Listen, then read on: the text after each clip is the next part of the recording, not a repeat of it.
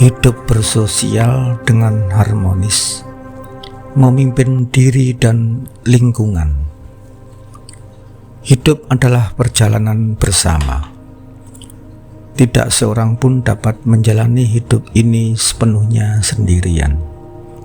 Kita saling terhubung seperti jaring-jaring yang sangat halus, di mana tindakan satu orang dapat mempengaruhi yang lainnya.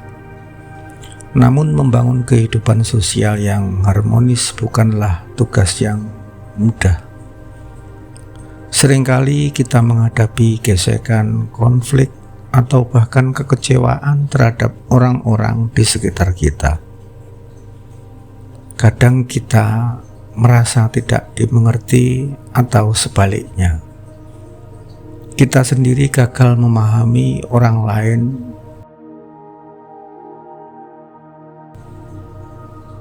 Bagaimana diri kita bisa menciptakan suatu harmoni dalam hidup bersosial, dan jika hubungan itu rusak, bagaimana kita memperbaikinya?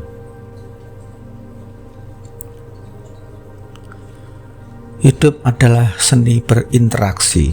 Setiap langkah yang kita ambil, setiap kata yang kita ucap, adalah bagian dari lukisan besar yang menghubungkan kita dengan orang lain.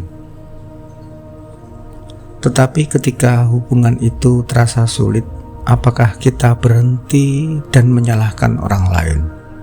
Atau justru merenung dan bertanya, apa yang bisa aku perbaiki dalam diriku? Refleksi diri adalah cermin yang jujur. Dia tidak akan memberikan gambaran yang ingin kita lihat, tetapi menunjukkan apa adanya. Jika kita ingin hidup bersosial dengan harmonis, langkah pertama bukanlah mengubah dunia di luar sana, tetapi mengubah dunia di dalam diri kita sendiri. Mari kita mulai dengan memahami satu prinsip mendasar. Kehidupan sosial yang harmonis dimulai dari diri kita sendiri. Memahami diri sebelum memahami orang lain. Lihatlah sebuah danau ketika airnya tenang. Dia memantulkan bayangan langit dengan jelas. Tetapi ketika airnya keruh dan beriak, lihatlah semuanya menjadi kacau. Begitu juga dengan diri kita. Jika pikiran dan hati kita tidak tenang, kita tidak akan mampu memahami orang lain dengan sepenuhnya. Langkah pertama untuk hidup harmonis adalah memimpin diri sendiri. Ini berarti mengenali emosi diri kita sendiri, memahami pola pikir kita, dan belajar mengendalikannya. Ketika seseorang berkata atau melakukan sesuatu yang tidak kita sukai, reaksi pertama kita seringkali adalah marah atau tersinggung. Tetapi apakah kita pernah berhenti sejenak dan bertanya, mengapa diri saya merasa seperti ini? Misal jika teman dekat tiba-tiba membalas pesan kita, mungkin kita merasa diabaikan. Namun daripada langsung menuduh atau menjauh, cobalah bertanya, apakah saya terlalu cepat menyimpulkan? Apakah mereka sedang menghadapi masalah yang tidak saya ketahui? Memahami diri sendiri akan memberi ruang untuk memahami orang lain. Dan berikut adalah 3 prinsip secara mudah diri kita mengusahakan harmoni sosial. Yang pertama adalah empati, mendengarkan dengan hati. Dalam kehidupan sosial, kita sering lebih banyak berbicara daripada mendengar. Kita ingin didengar, tetapi lupa bahwa orang lain juga memiliki cerita yang ingin dibagi. Empati adalah kemampuan untuk mendengar tanpa menghakimi, untuk melihat dunia dari sudut pandang orang lain. Dan sebagai contoh, misal, jika ada rekan kerja yang tampak pemarah, daripada langsung menghindari atau membalas dengan sikap kasar, kita mencoba mendekati dengan rasa ingin tahu, menanyakan dengan tulus apakah ada yang bisa saya bantu. Terkadang perhatian kecil seperti tadi dapat membuka pintu dialog percakapan untuk lebih saling mengenal lebih dalam. Yang kedua, kejujuran. Komunikasi dengan tulus. Harmoni tidak berarti menghindari konflik. Sebaliknya, harmoni terwujud ketika kita berani berbicara dengan jujur, tetapi tetap dengan kelembutan. Jika ada sesuatu yang mengganggu hati kita, bicarakanlah. Tetapi pastikan cara kita menyampaikan tidak melukai. Misal, jika pasangan atau sahabat kita melakukan sesuatu yang membuat kita kecewa, maka kita akan katakan, "Aku merasa terluka ketika kamu melakukan itu, karena aku sangat menghargai hubungan kita." Dan pendekatan ini akan lebih membangun daripada menuduh atau menyalahkan. Yang ketiga, pemaafan. Melepaskan beban hati. Tidak ada hubungan yang sempurna. Orang lain akan membuat kesalahan, sama halnya seperti diri kita. Jika kita ingin hidup bersosial dengan harmonis, kita harus belajar memaafkan, bukan untuk membiarkan kesalahan mereka, tetapi untuk membebaskan hati kita dari rasa sakit dan dendam. Bayangkan seseorang yang telah menyakitimu mungkin sulit untuk memaafkan, tetapi coba renungkan, apakah menyimpan kemarahan itu membuat hidupmu lebih baik, atau justru menggerogoti kedamaianmu sendiri? Maka memaafkan adalah hadiah, bukan hanya untuk mereka, tetapi khususnya untuk diri sendiri.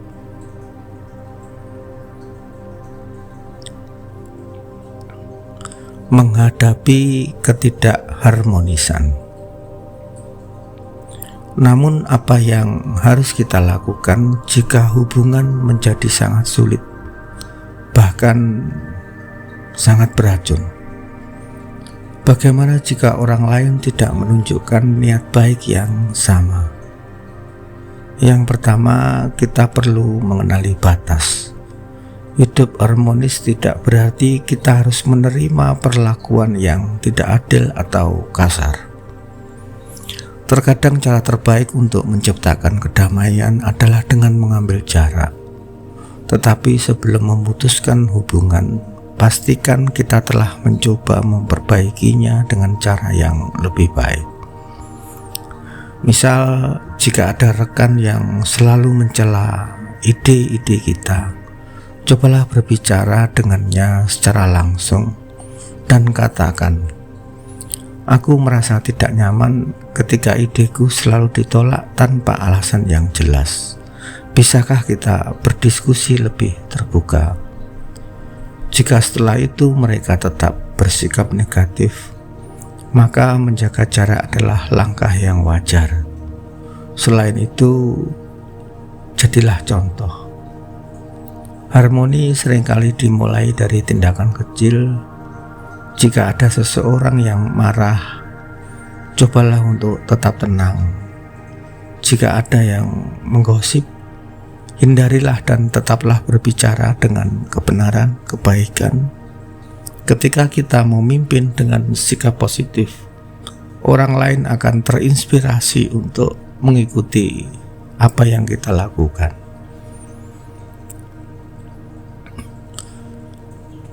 Dan mari kita coba merenung dalam sebuah hubungan yang pernah rusak. Apakah kamu merasa adalah pihak yang sepenuhnya benar? Kita sering melihat diri kita sebagai korban, lupa bahwa dalam setiap interaksi kita juga memiliki andil. Misal, ketika kamu merasa diabaikan oleh seseorang, apakah kamu benar-benar telah memberikan perhatian yang sama kepada mereka? Ketika kamu merasa tidak dihargai, apakah kamu sudah menghargai mereka dengan tulus? Dan refleksi ini mungkin akan terasa pahit, tetapi disitulah letak kekuatannya. Karena kebenaran yang kita temukan dalam diri kita adalah langkah pertama menuju perubahan. Refleksi diri mengajarkan diri kita untuk mengenali pola-pola yang menghalangi harmoni. Apakah kita sering marah tanpa alasan? Apakah kita terlalu cepat menghakimi? Atau mungkin kita menuntut orang lain untuk memahami diri kita tanpa berusaha diri kita terlebih dahulu memahami mereka? Ketika kita mulai mengenali pola-pola ini, kita diberi kesempatan untuk mengubahnya. Kita tidak bisa mengontrol apa yang orang lain lakukan, tetapi kita bisa mengontrol sepenuhnya bagaimana diri kita memberikan suatu respon.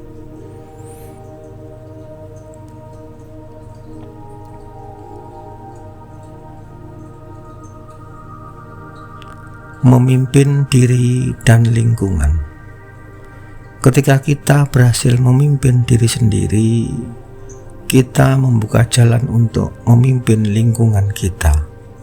Hidup harmonis bukan berarti menunggu orang lain berubah, tetapi menjadi inisiator perubahan itu sendiri.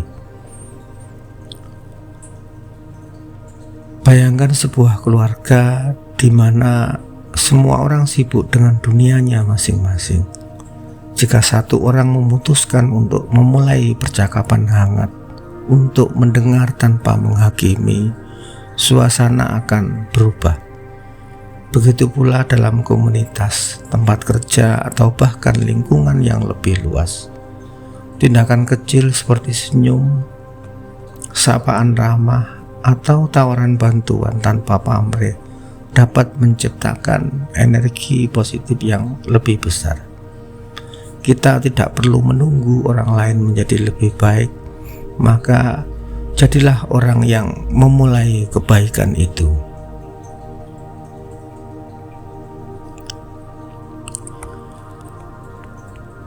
Fondasi untuk memimpin lingkungan. Kita tidak bisa mengharapkan dunia berubah jika kita sendiri tidak terlebih dahulu berubah.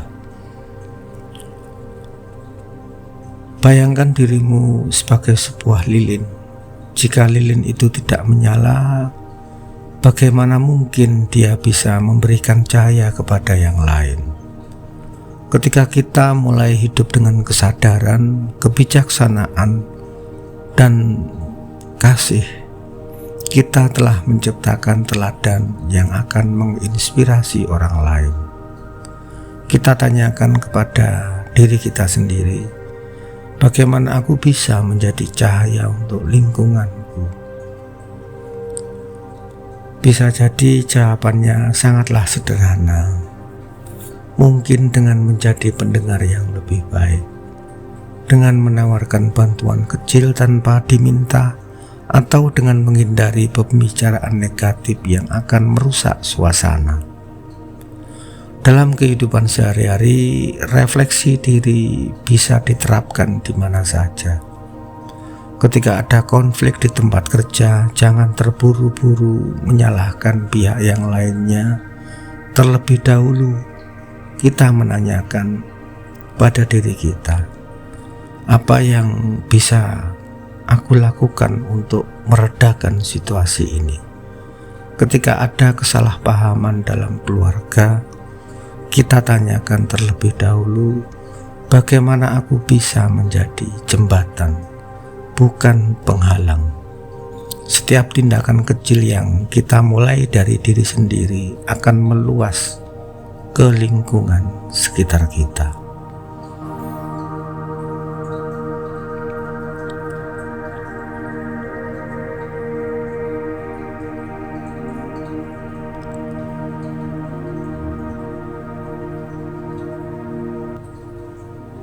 Dan sebagai penutup, untuk menemukan harmoni yang sejati,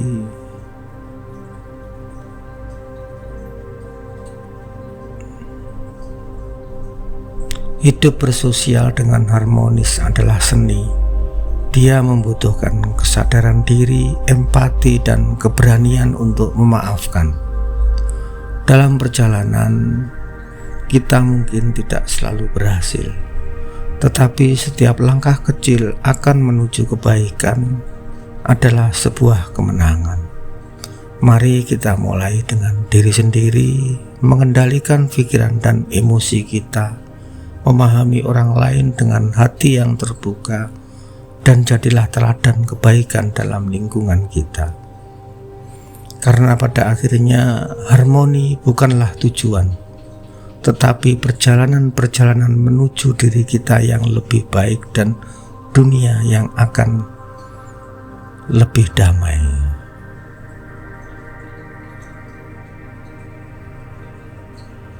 Perjalanan tidak akan pernah selesai, tetapi semakin dalam kita menyelam ke dalam diri, semakin damai kita hidup di luar. Hidup harmonis bukan berarti tidak ada konflik, tetapi berarti kita tahu bagaimana memberikan respon konflik dengan bijaksana. Ingatlah, harmoni bukanlah sesuatu yang kita temukan di luar, melainkan sesuatu yang kita ciptakan dari dalam diri kita sendiri.